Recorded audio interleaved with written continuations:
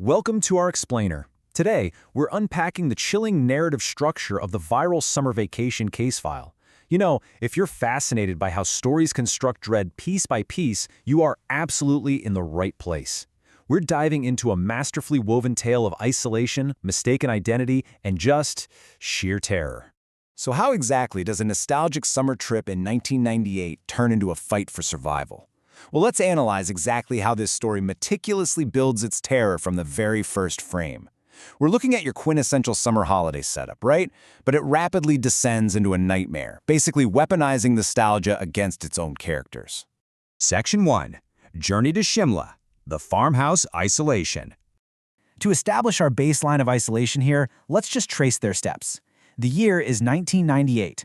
16-year-old Nisha and her 13-year-old brother Aman are traveling alone for the very first time. They take this long train ride, eventually arriving at the Shimla station where they're greeted by their grandparents, which is then followed by a 1-hour drive to a highly secluded, wildly overgrown farmhouse. Now, noting that they haven't seen their grandparents in 10 whole years is absolutely vital. I mean, it creates this massive, dangerous blind spot. To these kids, any weird changes in behavior, well, they can easily just be written off as the simple passage of time. Section 2. Red flags and anomalies. Environmental clues. The disconnect upon their arrival is immediate. Think about it. The grandparents the children remembered were warm, they were vibrant, but the figures standing before them at the station, they have this eerie emptiness in their eyes, and they're wearing these completely fake, plastered-on smiles. And the most alarming detail? It is a scorching hot summer day, yet both grandparents are draped in heavy winter shawls. Like, it makes absolutely no sense. But, the kids are so excited for their independence that they just totally ignore this massive red flag. Once they get there, the farmhouse itself offers a literal masterclass in escalating red flags, things the children initially just dismiss as signs of old age. First off, an empty rocking chair swaying with absolutely no wind. Creepy, right? Then there's this intense, underlying stench of rot that the grandmother casually brushes off as just cow dung. Oh, and the house's only landline phone? Completely dead, severing their lifeline to the outside world. And then, inside the fridge, they find the solitary pot filled with a thick, dark red liquid. The grandmother claims it's an old family recipe before just breaking into hysterical laughter. Finally, the grandparents never actually eat with them. They just sit at the table, silently watching the kids. Section 3. The algorithmic ad break. A meta-interruption. Okay, so right as we're realizing these kids are entirely isolated with what appear to be demonic entities in skin suits, the creator abruptly pauses the suspense to deliver a highly detailed algorithmic sponsor read. Seriously, we go from this thick, palpable dread straight into a high-energy pitch for Vakron's trading tool. Yeah, we actually get step-by-step financial instructions right smack in the middle of a ghost story. Open the tool, use the assistant's prediction, set an automatic exit, like at 4.29, and boom, perfect results.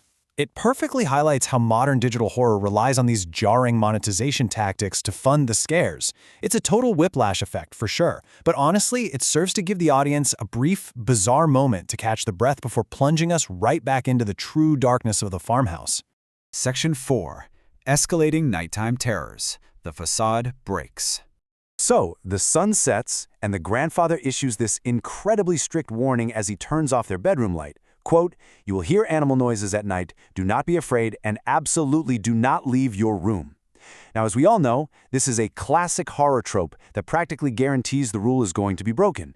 It cleverly frames the outside world as the danger, manipulating the children into thinking their room is a safe sanctuary. Well, inevitably, Misha hears a noise and decides to investigate. A massive shadow sweeps right onto the door. That rotting smell returns, but this time it is overwhelming. She steps out into the pitch-black hallway, hearing heavy, non-human breathing.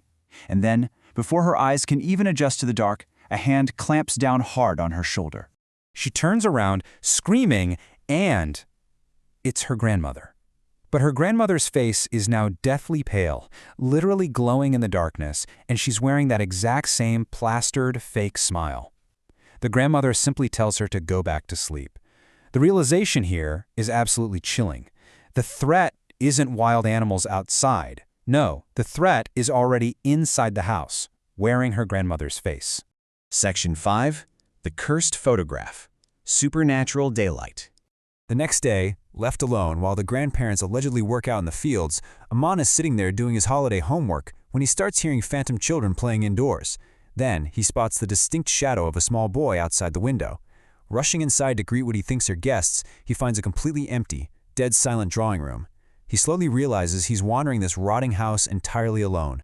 His search eventually leads him to the main wall of the drawing room, where he stops dead in his tracks.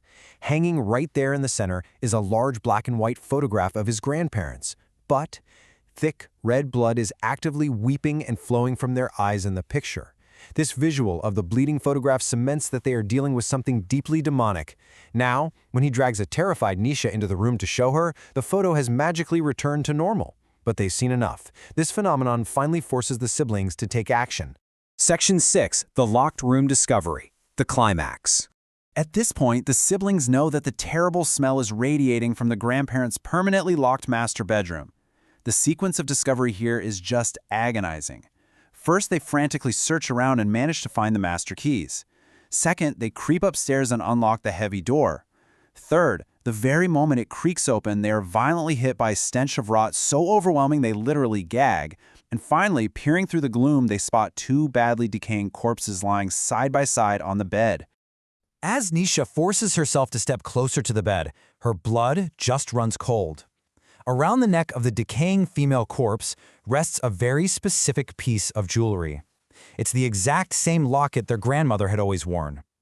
The bodies on the bed are their real grandparents, and they have clearly been dead for a very, very long time. Which leaves us staring at a completely terrifying paradox. Think about it. If the real grandparents are dead and rotting in the locked room upstairs, who exactly are the beings downstairs? Who picked them up from the station, wore those heavy shawls, and smiled at them in the dark? We'll leave you with that chilling cliffhanger. Thanks for joining me for this explainer today. Keep questioning the stories you read online, and maybe, just maybe, double-check who is waiting for you at the station on your next family vacation.